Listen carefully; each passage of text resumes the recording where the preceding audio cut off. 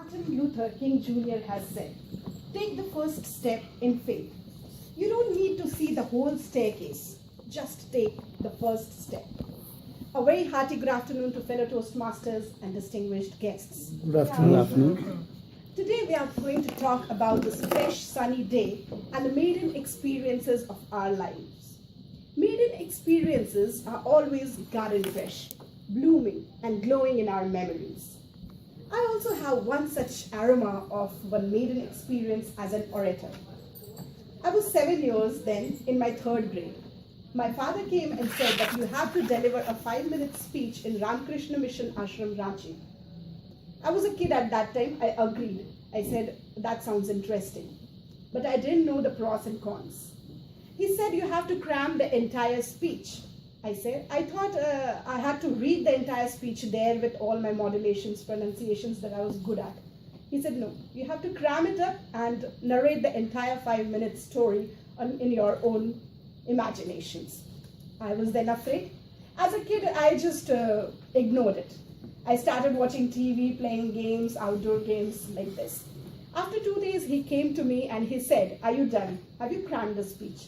My mother is saying, how can a 7-year-old kid cram the entire 5-minute speech?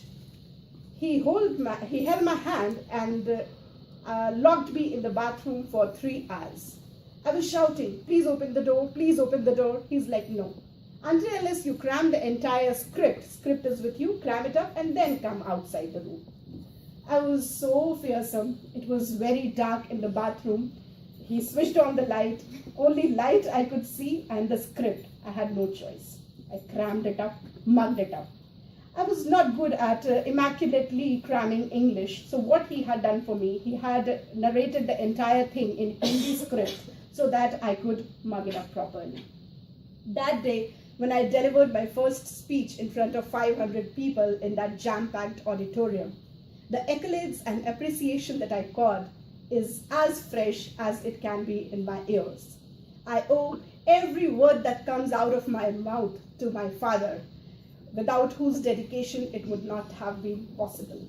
I owe each and every clinking sound of that clap that is as fresh as it was then to my father. That was my story. Going ahead, for the benefit of our guests, we have 3 sections in this meeting. The first one is prepared speech, where a speaker prepares on a definite topic and delivers his speech according to the competent communicator manual or competent leadership manual. The second one is table topic session or impromptu session. In this world of hassle and bustle, if someone is lending you ears even for 2 minutes, what else you want for? So I love this session. And the third one is evaluation session, which is a serious one. We have one evaluator allocated for each speaker who jots down the positive points, positive aspects of the speaker, and also gives the recommendations for the rooms of improvement.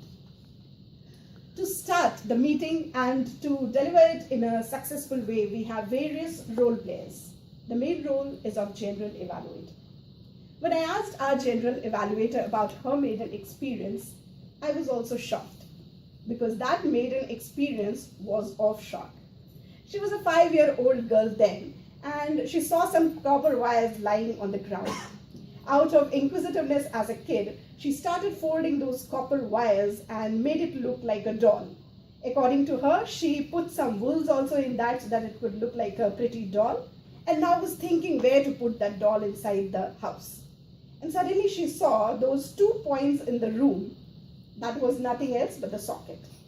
So she put the copper wires, the pretty doll inside that socket, and that was her first shock of life.